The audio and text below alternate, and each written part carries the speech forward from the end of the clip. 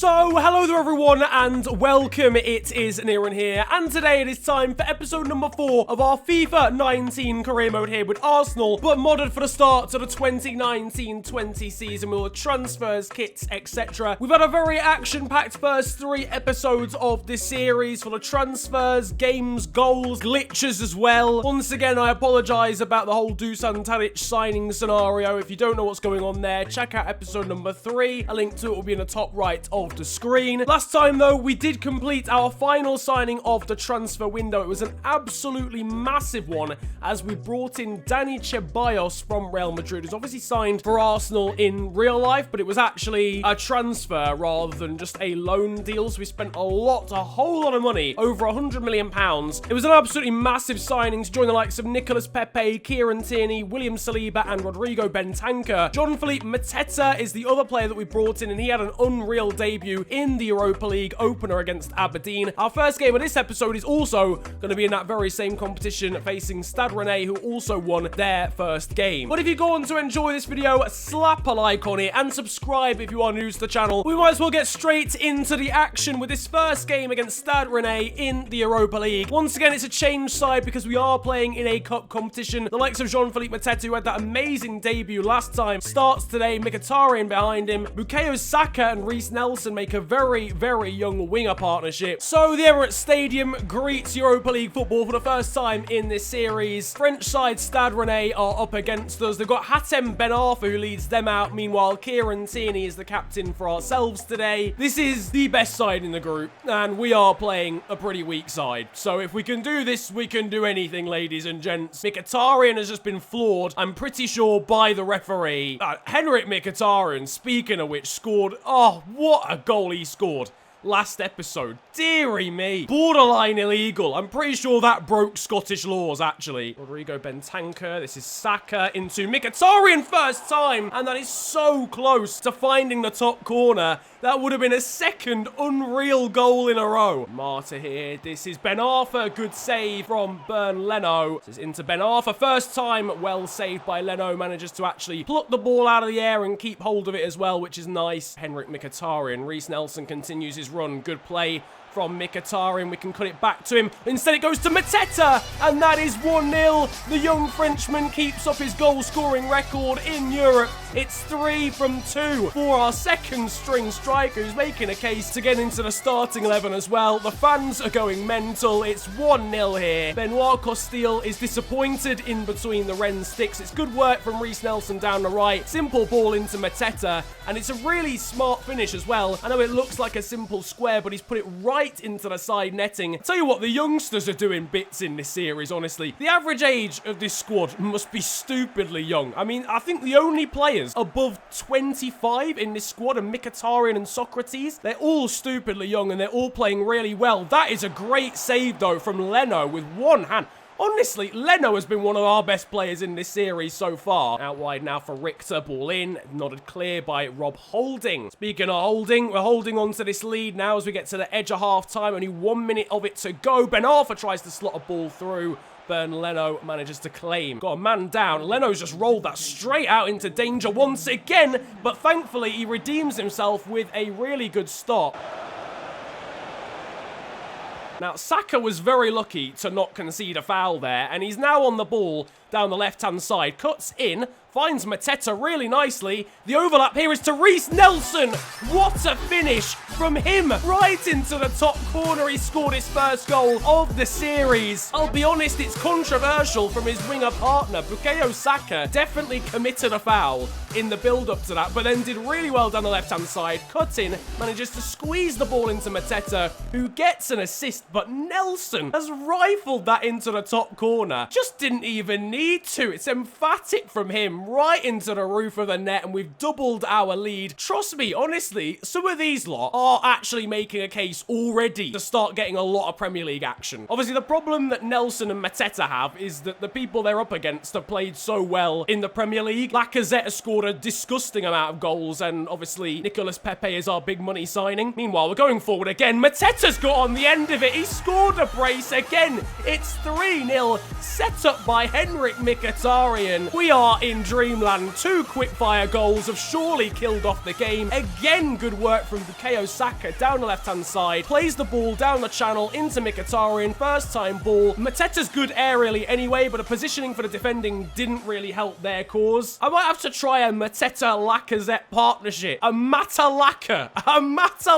partnership. Good work in the Premier League. In other news, Ben Arthur, I think, has just scored for Rennes. That's not helpful. It isn't even Ben Arthur. I recognise that man. Is that guy? It's Clement Grenier. Hopefully, it's just a consolation goal. We've got a hell of a flurry of goals going on right now. That's now 3 goals in 6 minutes in this second half. The game's exploded into life. If anyone's a serious OG, you may just remember Clement Grenier. Probably not, I'll be honest. I severely doubt anyone from the FIFA 14 days is still watching this channel. All out wide here is to Tate. Socrates is going to have to come over and deal with it. Does just about, but still can't quite get there, and the shot goes into the side netting. Thought that was going to be dealt with by everyone involved, and in the end, no one did anything. This is Henrik Mkhitaryan, who's got a little bit of space to work with. What a save from the Rennes goalkeeper. Mkhitaryan is really out here bossing the Europa League at the moment. Joe Willock's just come on here, and he's bursting into the area. This is still Joe Willock, all on his own. Joe Willock forces a great save out of the keeper. Where's that come from? You've only been on the pitch 2 minutes, lad. Oh, hello. We've got a man injured there, and it almost tripped over Joe Willock. I think it's Rob Holding. I'd argue he's holding his leg because of the injury. Ball in, almost so close to a goal. On the rebound, it is. And Rennes have got a late goal. 5 minutes to go. It was a great effort from Ben Arthur. I think it was anyway. It might not have been. But it's off the post. Ainsley Maitland-Niles is beaten to it there by the Rennes forward. He probably could have done if he didn't try and slide in. But it's 3-2. And now we're actually under pressure. We've got to hold on to this lead for the final 5 minutes of the game. And it's a lot more tense than it needed to be given we were winning 3-0 earlier. I said the game was done because of those quick fire goals, but it might not be. 1 more minute to go to hold on for the full 3 points here. Ismail Assar dinks it forward, straight though into the grateful arms of Bernd Leno. He keeps hold of the ball, and that is the end of the game. Squeaky bum time right at the end, I will be honest. It probably didn't need to be. Reiss Nelson was given the man of the match, 9.5 rating. I think he was very, very impressive. But I probably would have given it to Mateta, given the 2 goals. I don't know, Reiss Nelson obviously got a goal of his own, you know, his first of the series, but they were both absolutely magnificent. Bad news, unfortunately, after that game is that Rob Holding is going to be out for 2 months with a broken toe. That's pretty big, because he is easily our best backup centre-back, so this is going to require William Saliba to be called upon after his move from Saint-Etienne. That's a big injury, though. That's a shame. That's going to keep him out now till December. So after that injury concern, it's time for Game 2, where a previously injured player does return. Pierre-Emerick Aubameyang picked up a knock at the end of last episode, which meant he missed the Europa League tie. He's back at full fitness now to face West Ham at the new Olympic Stadium. Now, West Ham are a team that have made quite a few big improvements in this transfer window. I don't know whether Sebastian Haller or... I can't remember how do you pronounce his name? The French Don they've just signed. If he is in this side, we could actually have some serious issues, because he's a very difficult striker to defend against and to deal with. Oh, you know what? My fears have been confirmed and more. They've not got Haller leading the line. They're flipping signed Divock Origi from Liverpool. We're actually done for. Divock, please have mercy on my soul. I watched you win us the Champions League as a Liverpool fan. Can we not have this? You might as well give him the match ball. Pepe finds Ceballos quickly, and look at this. We've got space open already. Lacazette has got Aubameyang running behind him. Here is Pierre-Emerick Aubameyang. He can cut inside. Ah! Clinical as you like from our big old man Pierre-Emerick Aubameyang. He nuts the corner flag because he's absolutely mental. And I'll tell you what else is mental, that finish. The cut inside and just finesses it casually into the top corner. It's excessive. It's like the Reiss Nelson goal. It didn't even have to be that good. You could have just passed it in. Oh, what a finish that is from Pierre-Emerick Aubameyang. Absolute gunman. And it's another good start, this time in the league. We've got our goal-scoring boots back after a little bit of a stall at the end of episode 3. West Ham are shaken, maybe stirred, who knows. Ball through towards Origi is claimed. Now into Lacazette. The passing play has been really good in this game so far. Lacazette drills that one wide, though. We're looking good, lads. I can't lie. The banana kit is giving us special powers here against West Ham. This is Granit Xhaka. Still Granit Xhaka. Pushed wide by Fabianski. Ceballos decides to leave it. Oh, Lucas Torreira's done so well there. Get the afterburners on, sunshine. Ahead of him here is Lacazette. Great ball through. Lacazette should probably have made it too, but Fabianski did well to close down the angle. West Ham give the ball away there with Aubameyang, and it's cleared just about in the end. Lacazette now on the ball. He's got runners left and right. Nicolas Pepe is the man to the right, and Nicolas Pepe is on the ball, has space. This really should be 2-0, but Pepe only forces a save out of Fabianski. Dani Ceballos. Nicolas Pepe is on the run again. To be fair, I like him because he just doesn't stop running. I do rate that, and he's found Lacazette here, who first time scuffs the shot. It's poor in the end. Rice gets it back to Fabianski, who clears rather hectically. West Ham once again fight to live another day. This is another example of us being wasteful in front of goal. I don't know how this game could potentially end 1-0. It's a crime against humanity if it does. Alexander Lacazette up against Ogbonna, who's been great to be fair. This is Pierre-Emerick Aubameyang, and that is finally 2-0. It's a brace for the big man. The usual celebration from him. And finally, we have that buffer zone that we've been aiming to have for the last flipping 70 minutes of the game since Aubameyang scored his first. Lacazette finds the pass. Nicolas Pepe's run takes the West Ham left back out of the game, opens up the space for Aubameyang. He blasts it past Masuaku first, Fabianski second. That is the end of the full 90 minutes. The second game of this episode ends 2-0. Man of the match was Pierre-Emerick Aubameyang after scoring both goals. It's no real surprise, but he got a matching rating to Alexander Lacazette, who surely has won Player of the Month by now in the Premier League after this many good performances in a row. I haven't actually shown the league yet in this series, so I thought I'd actually show it you right now. And Manchester United are running away with it. 8 games, 8 wins, 24 points scored. They are top of the table, and I guess they deserve to be. We've obviously had our 2 draws, so we're on 20, but even that's still a very good start to the season. It's been a good episode for Reiss Nelson so far. He's got his first goal of the series, and now he's gone up by an overall to 75. Oh, man. Absolutely shambolic news. Lucas Torreira has done his ACL in on international duty. Has there ever been more of a reason to just cancel all international friendlies? Oh, goodness gracious. Well, it's up to his fellow countryman Rodrigo Bentancur, I guess, to fill the hole, but that is going to be a massive loss. Now, though, it's a big one. Manchester United at home at the Emirates Stadium, top of the table, 100% record after 8 games. It is our time to prevent that, to break that Manchester United record. And now the squad depth of this side is really going to get called into question. This is a titanic clash. First v second, unbeaten v unbeaten, but one has a 100% record. That's the only real difference. You'd imagine one of those unbeaten records is going to go today. Hopefully for our sake, it's Manchester United. Now, I'm not going to lie, with the shadows and light, this away kit of United's is AIDS. It's causing me a lot of diseases here. Ceballos with a nice turn and finds Bentancur. Aubameyang is making a good run down the left. He scored an early goal against West Ham. Decides to cut back into Ceballos, though. This is now Alexander Lacazette, and it's a good save from De Gea. It'll go out for a corner. It's been cagey so far. There's been some nice passing play, and everything looks really classy from both sides, but not many chances created from either team. Ceballos looking to change that as he finds Lacazette. Back into Ceballos again. In the middle is Pepe, and that is 1-0 if it's onside. It is. Nicolas Pepe has given us the lead. It's a sweaty square. It's another assist for Dani Ceballos. It's a second goal at the club for Nicolas Pepe after his 80 million move from Lille. Lacazette with the incisive ball into Ceballos. De Gea pulled out, and Nicolas Pepe is there at the back stick. It was a really nice move, actually. Again, though, Lacazette was the man really with the crucial pass there. He's won the ball off Jesse Lingard as well. And he's gone forward, and Lacazette's in again here. This is Alexander Lacazette. What a save from De Gea. He came sliding out. Paul Pogba here down the left-hand side. Well challenged there by Laurent Koscielny. He's absolutely bullied him off the ball, but we've given it away here. Rashford into Lingard. What a goal from Jesse Lingard, and we are punished for giving the ball away in a poor position. Jesse Lingard equalizes just, what, like 5 minutes after we took the lead. Koscielny did so well, and it's Bellerin who's given it away, and Lingard has finessed it in. It's a similarly good goal to the James Milner one. It's not like he wasn't, massively closed down. We couldn't have done that much more in that situation, but it's the mistake from Bellerin that has cost us. Lingard whips out the Pied Piper celebration, and we're back to square one. We're back to where we were before. Nicolas Pepe, though, is looking to change that almost immediately, and he might just do it all by himself. Nicolas Pepe has his shot blocked in the end by Lindelof. Is it Lindelof? Lindelof or Lindelof? I know everyone says Lindelof, but it's got that little accent thing over the O, and in certain languages, that's an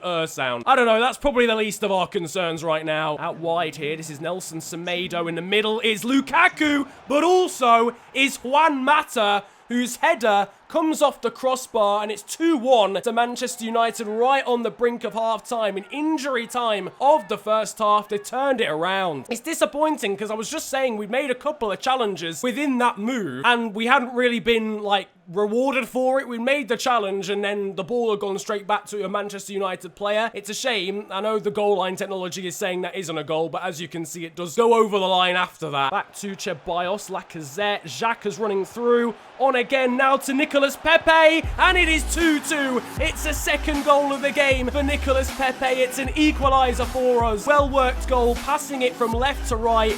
Pepe kind of unmarked in the end and blasts it past David De Gea. It's a very similar goal actually to his first for the club, which was against Newcastle, outside of the boot, blasting it sort of over the goalkeeper. I think it was Nelson Semedo who came in flying into the back to try and block it on the line, got absolutely nowhere near it. 10 minutes into the second half, this game is changing more times than you can count. Juan Mata, Pogba, really quick passing play here. Jesse Lingard, saved though by Bern Leno. Ceballos, Aubameyang running on beyond. In the middle is Lacazette. He's got his head on it and somehow loops it over De Gea. What a game this is. Alexander Lacazette gets his customary goal on the hour mark, and now we've turned it around. We've come from behind to take the lead against Manchester United. Ceballos patient, finds Aubameyang, crosses it in. Lacazette somehow gets above Lindelof and loops it over De Gea. Brains his neck. I've genuinely got no idea how he's managed to find the net there, but he has, and it's now Arsenal 3,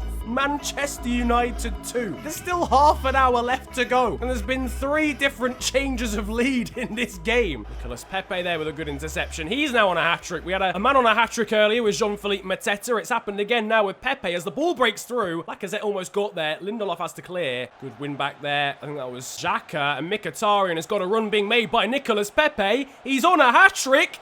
He's got a hat-trick. Nicolas Pepe makes it 4-2. The young Ivorian has got the first hat-trick of the series. There's daylight between ourselves and Manchester United now. With 15 minutes to go, it is Arsenal 4, Man U 2, and Nicolas Pepe has scored 3 of them. Set away down the right-hand side, calm and collected, finesses it past David De Gea. Great composure for him, with Lindelof flying in as well. The £80 million price tag is looking not like a bargain. That was still a pretty big hole in the bank account. However, he's certainly going a long way towards repaying that, especially with goals in big games like this as well. It's one thing to score a hat-trick against, like, bottom of the table or relegation candidates, but scoring 3 goals against top-of-the-table Manchester United, who haven't lost once this season or dropped a point once this season, is a completely different ballgame. Pepe has his hat-trick. He is now coming off, replaced by Reece Nelson. Matteo Guendouzi is also on to try and shore up the ship now. He's a bit more defensive. Now Reece Nelson can push away, try and waste a bit of time as well. Gone past Chris Smalling here as well. He'll just keep running. Men in the middle. One of them is Henrik Mkhitaryan, and he scored against his old club. Henrik Mkhitaryan makes it 5. He holds his hands up. He apologises for scoring against his old club, but inside he's happy. What an absolute demolition this has ended up being of Manchester United. United have not just had their 100% record ended, they've had it absolutely obliterated. 1 point only now separates Arsenal and United. Nicolas Pepe collects the first match ball of this series. Well deserved. I wouldn't have expected it to be him, honestly, but 3 goals for the new signing. Shock horror with a perfect 10. Nicolas Pepe is your man of the match. Now the next game is a simmed one, the first of this episode. It's away against Ghent in the UEFA Europa League, the 3rd game of our group stages. To be honest, it could be quite a tricky one, this one, because we are having to play a completely rotated side, bench and starting 11. It's because we've got a game against Brighton just 2 days later. Tadze, the young Georgian, has given Ghent the lead. Honestly, I would happily take a draw in this. Obviously, a loss would be a bit of not a disaster, because we've got 100% record so far in this competition. Can we get an equalizing goal, or will we go down to a defeat here against Ghent? No, we are beaten by the Belgian side, 1-0 in the end. And it's back-to-back sims, because we're going to be simming this game here against Brighton in the Premier League as well. Very interesting formation being played by them. That was not a 4-3-3, surely. I have no idea, but Granit Xhaka has given us the lead. At half-time, it remains 1-0. The goal scorer Xhaka's now in the referee's notebook. It does end 1-0. That third-minute goal from the Swiss international Granit Xhaka was enough for us to win the game. But now it's time for your final game of this episode, and it's the North London Derby Take 2. This time in the Carabao Cup. I think this might be the round of 16 stage, so we're already playing quite a tough opponent. As you can see, it's pretty much the full-strength side, apart from William Saliba, who of all times is now going to make his series debut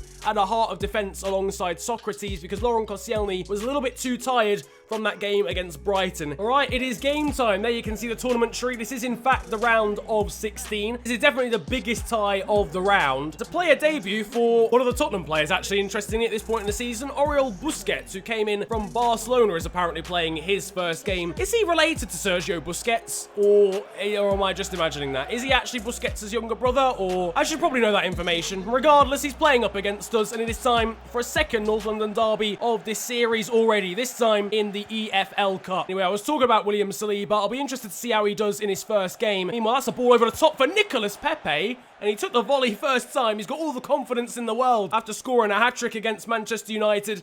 Maybe a tiny bit too much there. It wasn't the worst volley I've ever seen, just a tiny bit less power required. Now here's Heung-min Son down the line. First little task for William Saliba. Can't quite get there. And Bernd Leno made that look very casual for what it was, because there was a Tottenham player flying in. Kolasinac. This is Pierre-Emerick Aubameyang. Oh! What a ball! That is to Nicolas Pepe. Great first touch. Beautiful finish. 1-0 to Arsenal here once again in the North London derby. But that was set up by an absolute ping from Pierre-Emerick Aubameyang. Nicolas Pepe scored 4 in 2 in terms of played games. What a first touch that was as well for him. Takes it fully in his stride and then uses his left foot. It looks as if it was a little bit stuck under his feet actually, but he still managed to get it past Hugo Lloris. Tottenham seem very open every time I get the ball in midfield. It's like it's a 3-on-4 situation every single time. Whoever the holding midfielders are, I think Oriol Busquets is actually one of them. He's not doing anything to help his defense out. And once again, look at how open they are. Pierre-Emerick Aubameyang is in, and you don't want that as a Tottenham defender. It's Pierre-Emerick Aubameyang. He cuts inside. The composure to finish it off as well. It's 2-0 already. Tottenham don't know what's hit them, and neither does Pierre-Emerick Aubameyang apparently. He pretends to be knocked out with the celebration. He's got his goal-scoring boots on now as well after that goal earlier on against West Ham. Clearly he just loves doing it against the London sides. Heung-min Son was so busy complaining he just didn't get up to get the ball. Eriksson plays it short here into Harry Winks. The cross is deflected to Ndombele. The volley is wide. Oh, what am I doing? I wasn't paying attention. Oh my God, as if I've just played that out to Heung-min Son and he's just put it into an empty net. I literally was looking at my phone. Oh my God, I'm such a meme. What is wrong with me? The commanding lead is gone. Bernd Leno's just played it out. Literally just looked at my phone because someone flipping messaged me on WhatsApp. Look at what being sociable gets you. Absolutely nowhere. Bernd Leno's played it straight to Son and Son's put it in. I actually want to cry. This was the easiest game of all time, and I've messed it up because I looked at my phone. I mean, we were still dominating this game, so as long as nothing changes from a Tottenham perspective, we should still be okay. But what a sham, what an absolute sham. Ball over here is into Nicolas Pepe. The 2-goal lead is restored immediately. 38 minutes gone. Pepe scored again. He celebrates in front of the travelling fans. What on earth is this football match? Nicolas Pepe, could I just say, has scored how many goals now? 5 goals in his last 2 games in this episode. WhatsApp, you're not going to defeat me this time. Half time, what a half it's been. The last 2 games of this episode have been absolutely unreal. It's 3-1 at the break in the North London derby. This is Ceballos. Oh, what a ball into Alexander Lack. Oh my good. Oh, no. What an effort. Oh, my goodness me. I had to put my flipping controller down. Ceballos with the ball over. Lacazette's first time volley hits the inside of the post. That would have been an absolute screamer. Better than Mkhitaryan's last episode. And Tottenham have now got one of their own. Heung-min Son scored again. This time it wasn't gifted to him, though there was a bit of ping-pong going on the edge of the area. Tottenham have reduced the deficit to 1 again. We could have been 4-1 up, and the game would have been over. And instead, it's now 3-2. I don't know how much more of this I can take, honestly. I'm really struggling. The palpitations are starting. Aubameyang is free down the left. This is now into Ceballos. Lovely back heel there into Lacazette. This is now through. Nicolas Pepe has put it wide. I mean, he had to miss at some point. He scored 5 in 2. But that could have been his second hat-trick in a row. That would have actually been like a goal of like the month or season contender. Lacazette plays it inside the fullback into Pierre-Emerick Aubameyang. This is Ceballos, Pepe. Oh, that's unselfish as well. Bentancur scores, and it's 4-2. The 2-goal lead is restored again, and it's Nicolas Pepe who could have tried to go for the hat-trick there. Instead, he sets up the loanee Rodrigo Bentancur, who now gets his first goal in an Arsenal shirt. 70 minutes gone. It is Tottenham 2, Arsenal 4. Great build-up again. First-time football. Took Dyer out of the game because he went for the clearance, completely air-shotted it. Putting music in over the top every time the ball hits the back of the net is going to be a massive pain in the arse for this video. Pepe wins that in a dangerous area. This is Aubameyang. It's through to Nicolas Pepe. Oh, it could have been the hat-trick again, but it's saved this time by Hugo Lloris. At least this time, it wasn't just a poor finish. It was a good save from the goalkeeper. Nicolas Pepe has been absolutely on fire in this episode.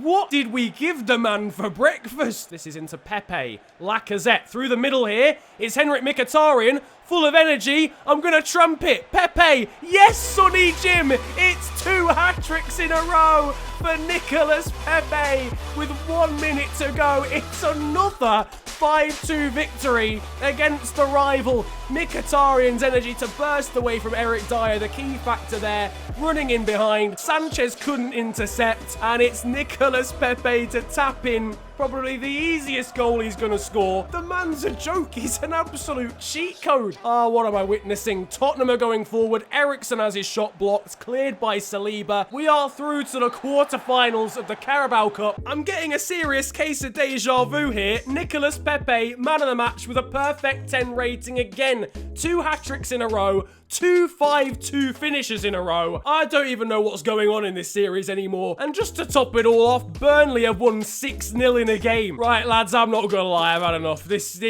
simply, there's too much going on. Manchester United have clearly been devastated by the defeat we dealt them earlier on, because they're now behind us in the league table. Spurs are back up into second. That is gonna wrap up today's absolutely chaotic, carnage-filled, pandemonium-inducing episode of FIFA 19 career mode here with Arsenal. Absolutely all over the place. If you have enjoyed it, slap a like on this one and subscribe if you're new to the channel. You can also follow me on social media these days. It's at the official FNG on Twitter and on Insta. But it's been a pleasure ranting at you guys today. Have a great day. Enjoy yourselves and goodbye.